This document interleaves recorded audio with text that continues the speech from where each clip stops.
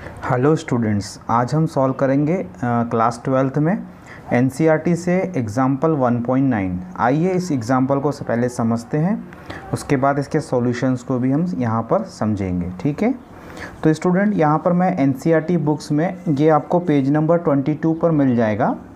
इसमें पूछ रहा है कि 2 point charges Q1 and Q2 of magnitude 10⁻⁻8 and -10⁻⁻8 coulomb respectively are placed 0.1 meter apart.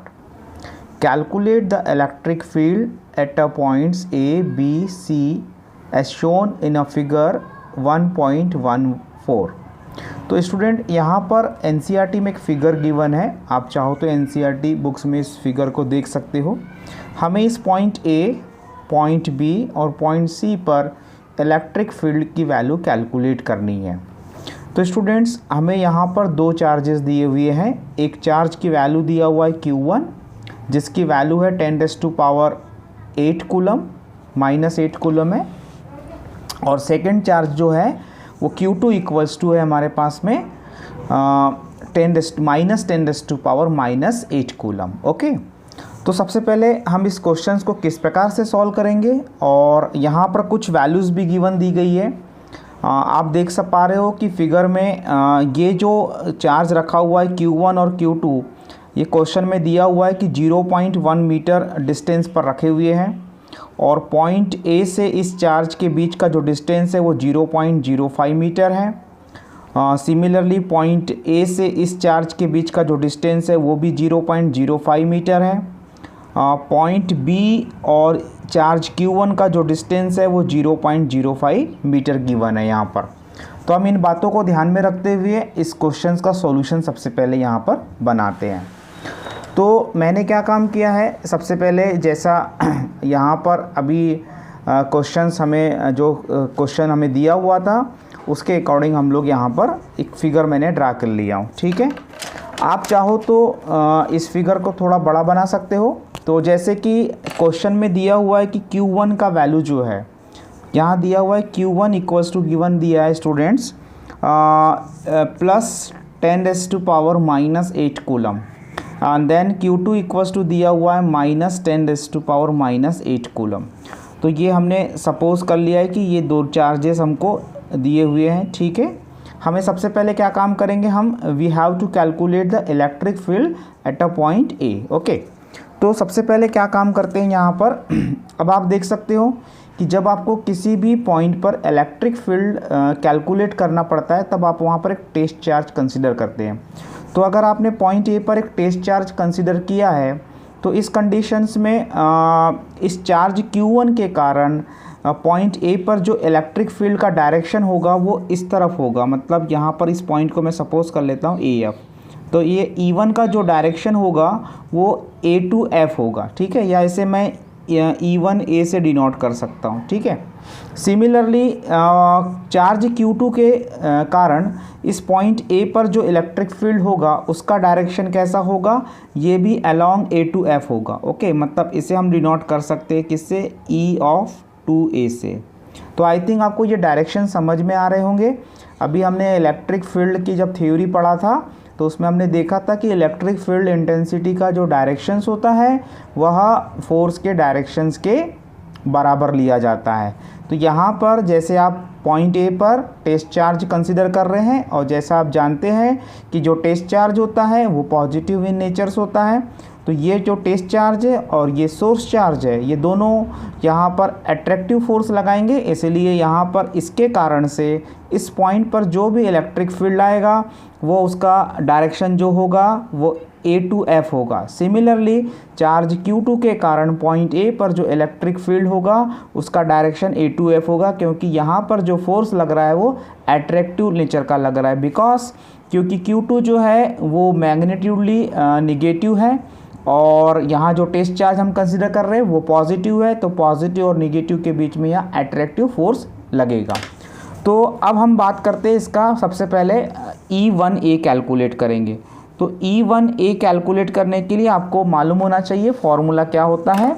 हमें मालूम है इलेक्ट्रिक फील्ड का फॉर्मूला क्या होता है, this is equal to 1/4 pi epsilon naught, this is Q upon R square. ठीक है, तो यहाँ पर आपको समझना है कि यहाँ Q हमारा सोर्स चार्ज हो जाएगा और R क्या हुआ, जैसे मान लेते हैं कि ये हमारा सोर्स चार्ज है और इससे R डिस्टेंस पर एक पॉइंट हमने कंसीडर कर लिया, सपोज दैट P, और हमें यहाँ पर इलेक्ट्रिक फील्ड कैलकुलेट करना है, तो इनके बीच का डिस्टेंस ये हो जाएगा R। ठीक है, मतलब टेस्ट चार्ज यहाँ मान लेते हैं ये टेस्ट चार्ज है, और टेस्ट चार्ज और सोर्स चार्ज के बीच का जो डिस्टेंस होगा उससे हम R डिनोट करेंगे। ओके, तो आई थिंक आपको ये फॉर्मूला थ्योरी क्लासेस में आपको समझ में आ गया होगा। E = 1/4 epsilon naught Q upon R square.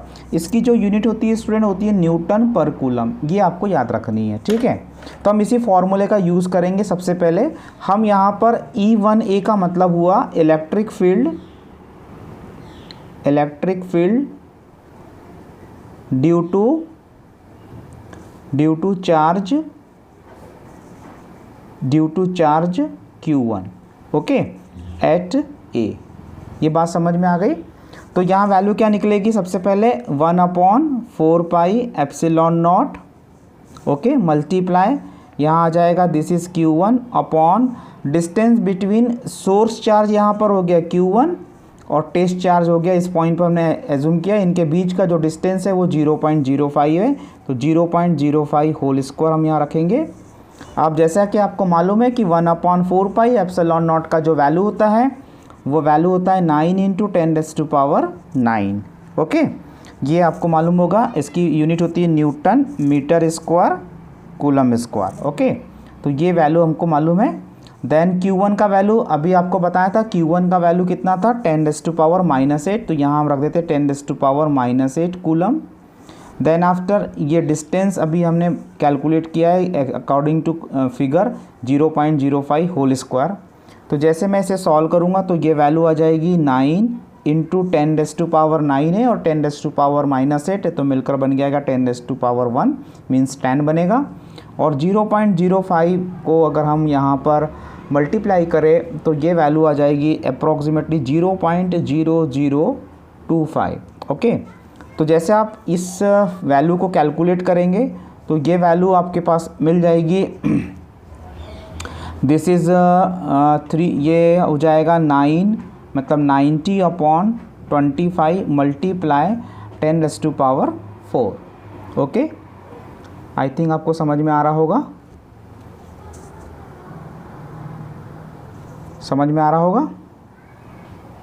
Okay. 10⁻⁴, देखो हम इसको सिंप्लीफाई करेंगे तो ये 90/25 × 10⁻⁴ बनेगा न्यूटन पर कूलम। तो 90/25 को अगर हम सॉल्व करते तो ये वैल्यू हो जाएगी 3.6 × 10⁻⁴ न्यूटन पर कूलम। तो हमने यहाँ वैल्यू कैलकुलेट कर लिया स्टूडेंट E1A की। ओके, E1A क्या है यहाँ पर, electric field due to charge Q1 at a point A। अब सिमिलरली स्टूडेंट हम क्या काम करेंगे, सेकंड जैसे अभी मैंने बताया था ये किस डायरेक्शन में होगा, ये डायरेक्शन इसकी हो जाएगी along AF। Okay, along AF। तो आपको डायरेक्शन भी समझ में आ गया, मैग्नीट्यूड भी मैंने कैसे कैलकुलेट किया ये भी आपको समझ में आ गया होगा। अब सेकंड हम कैलकुलेट करेंगे E2A। इसका मीनिंग हो जाएगा यहाँ पर electric field due to charge Q2 at point A। Okay, तो सेम फार्मूला हम यूज़ करेंगे 1/4 एप्सिलॉन नॉट, और यहाँ सोर्स चार्ज हो जाएगा Q2 और डिस्टेंस हो जाएगी R²।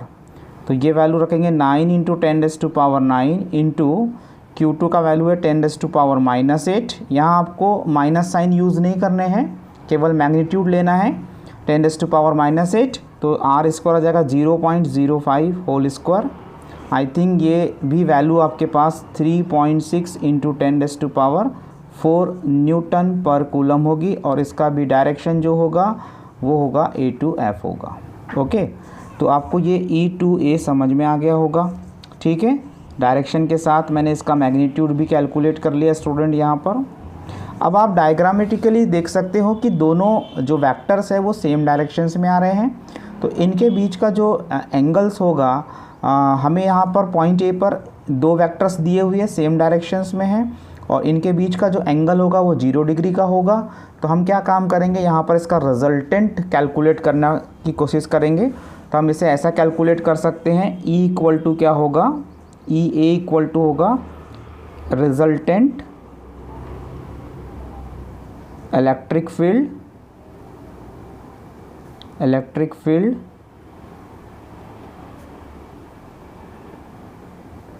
Eight point A। तो आप इसे ऐसा कैलकुलेट कर सकते हो, this is equal to E1A whole square plus E2A whole square and plus 2 times of E1A into E2A cos of 0 degree. Okay, 0 क्यों लिया, क्योंकि दोनों वेक्टर्स के डायरेक्शन कैसे, सेम डायरेक्शन है, एंगल आपका यहाँ 0 बनेगा। तो आप इस इक्वेशन को सॉल्व करेंगे तो स्टूडेंट ये वैल्यू आ जाएगी आपके पास E1A plus E2A whole square. फिर इसे सिंप्लीफाई करेंगे स्टूडेंट हम, तो ये वैल्यू हमको मिल जाएगी E1A प्लस E2A। ओके, और ये आ जाएगा EA रिजल्टेंट होगा। E1A का वैल्यू 3.6 इंटू 10⁴ है और E2A का भी वैल्यू वही है 3.6 इंटू 10⁴ है। तो दोनों को हम ऐड करेंगे तो ये वैल्यू मिल जाएगी 7.2 इंटू 10⁴ न्यूटन पर कूलम। इसका डायरेक्शन स्टूडेंट दोनों वेक्टर A to F है, तो EA भी किधर की ओर होगा, A to F की तरफ होगा। ठीक है, आई थिंक आपको EA समझ में आ गया होगा कि हमने EA कैसे कैलकुलेट किया है। ठीक है, तो अभी हमने क्या काम किया स्टूडेंट, पॉइंट A पर जो इलेक्ट्रिक फील्ड था उसे हमने कैलकुलेट करने की कोशिश करें। अब सिमिलरली हम क्या काम करेंगे स्टूडेंट, पॉइंट B पर इलेक्ट्रिक फील्ड कैलकुलेट करेंगे। ओके, तो यहाँ पर हमें एक चीज़ करनी पड़ेगी, यहाँ टेस्ट चार्ज एज्यूम करना पड़ेगा।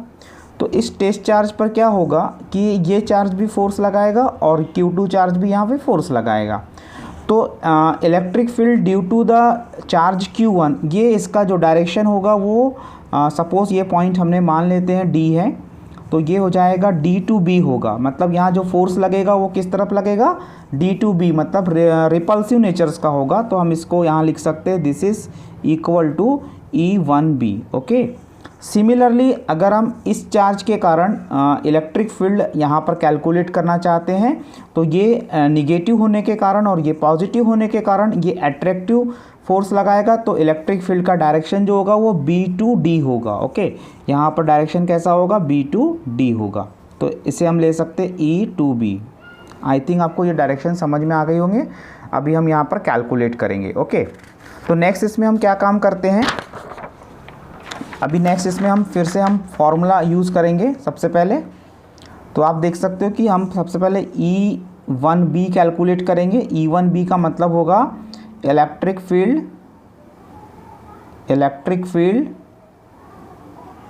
Due to charge Q1 at point B। Okay, so this is equal to कितना बनेगा, 1/4 पाई एप्सिलॉन नॉट। यहाँ पर सोर्स चार्ज Q1 होगा, डिस्टेंस आपको R² लेनी है।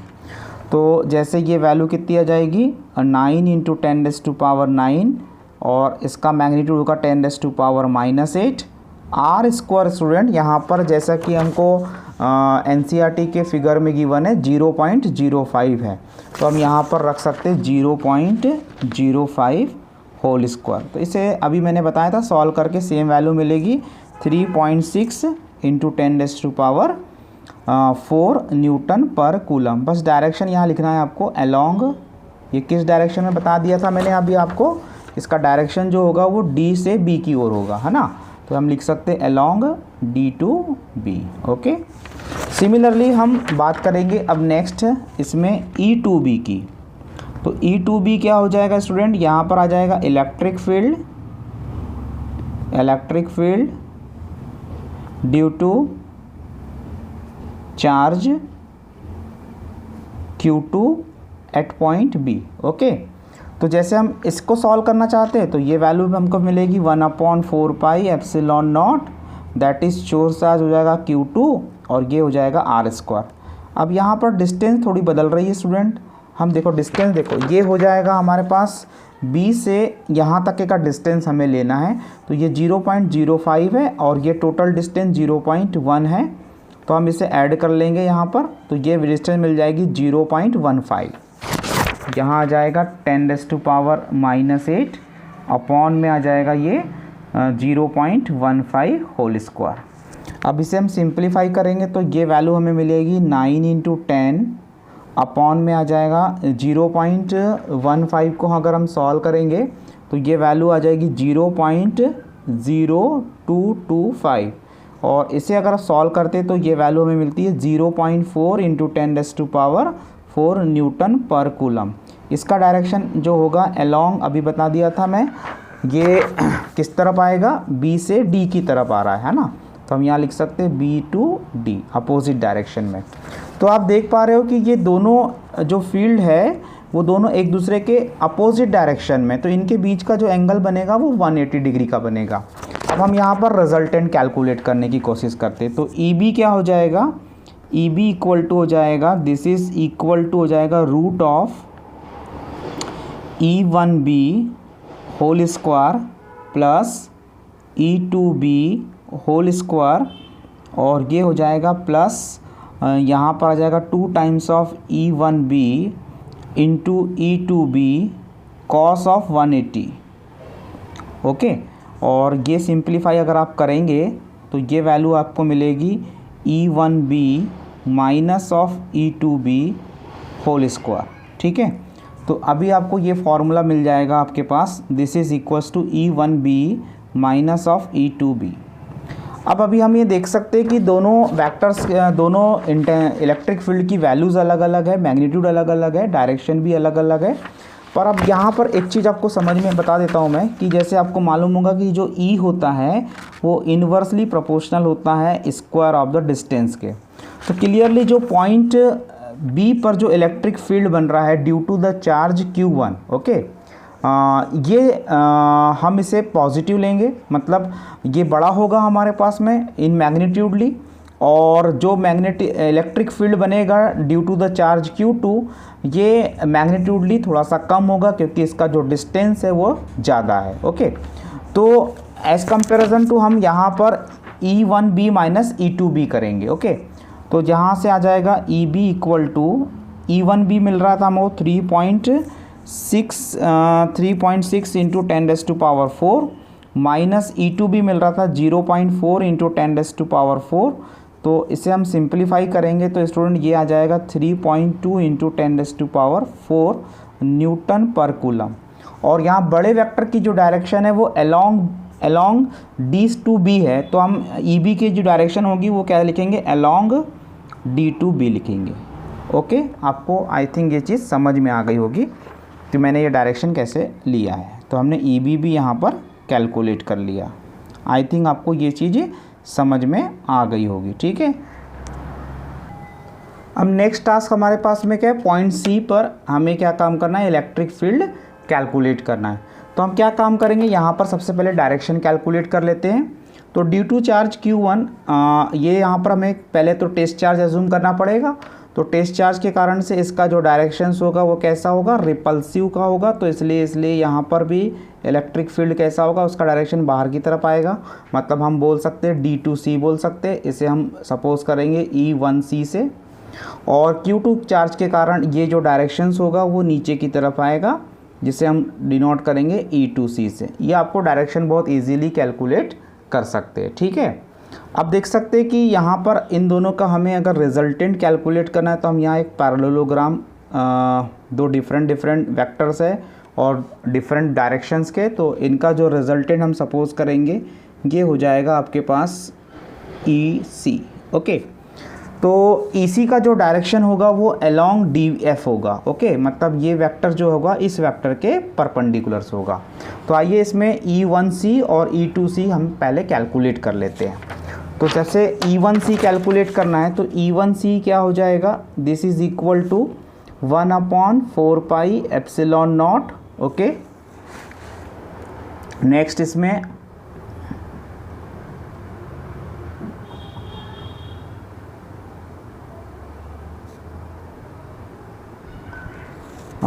ये आ जाएगा 1/4πε0 Q1/r²।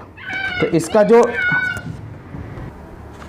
तो इसका जो डायरेक्शन होगा स्टूडेंट्स, अभी मैंने बताया था D to C होगा, ठीक है। तो यहाँ लिख सकते हैं आप along D to C, okay. तो इसका वैल्यू आ जाएगा 9 × 10⁻⁹ सोर्स चार्ज हो गया 10⁻⁻8 और डिस्टेंस आपको मिल जाएगा यहाँ पर अकॉर्डिंग टू क्वेश्चन 0.1 मीटर दिया हुआ है। तो हम इसे सॉल्व करेंगे स्टूडेंट, तो ये वैल्यू अप्रॉक्सीमेटली 9 × 10⁻3 न्यूटन कूलम आ जाएगी। आप इसे आसानी से सॉल्व कर सकते हो, ठीक है। तो 9 × 10⁻3 न्यूटन कूलम होगी, इसका डायरेक्शन ही होगा। सिमिलरली E to C भी इतना ही आएगा, बट डायरेक्शन जो होगी उसकी अपोजिट होगी, मतलब 9 × 10⁻3 न्यूटन पर कूलम होगा।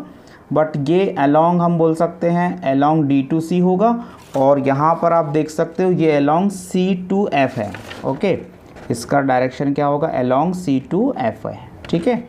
अब क्या काम करेंगे हम इसमें, सबसे पहले इसका रिजल्टेंट कैलकुलेट करेंगे। तो रिजल्टेंट कैलकुलेट करने के लिए फॉर्मूला क्या है हमारे पास, EC इक्वल टू हो जाएगा, दिस इज़ √, ये हो जाएगा E1C whole square plus E2C whole square plus 2 times of E1C into E2C cos of, अब यहाँ 120 का एंगल बनेगा। कैसे बनेगा, आप इसे आसानी से देख सकते हो, ठीक है।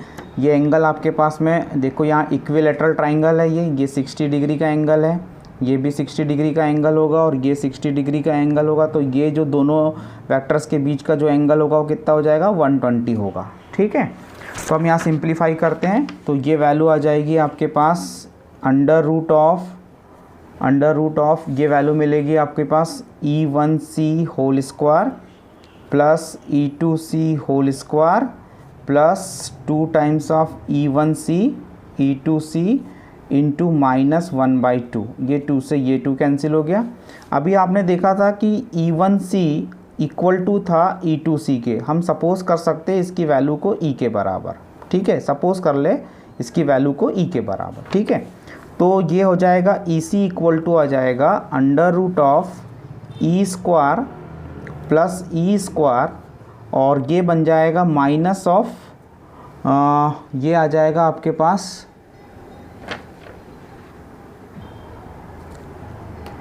तो स्टूडेंट ये बन जाएगा आपके पास E स्क्वायर।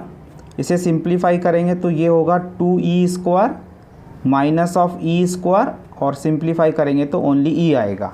और E का वैल्यू मैंने अभी बताया था कितना आया था, 9 × 10⁻3 न्यूटन पर कूलम। इसका डायरेक्शन जो होगा ये लिख सकते हैं आप अलोंग D to F। तो इस प्रकार से इस क्वेश्चंस का मैंने कंप्लीट सॉल्यूशंस आपको यहाँ पर समझा दिया है। अगर किसी भी प्रकार का कोई डाउट्स आता है तो आप मुझे कमेंट बॉक्स में लिखकर बता सकते हैं। Thank you for watching my video.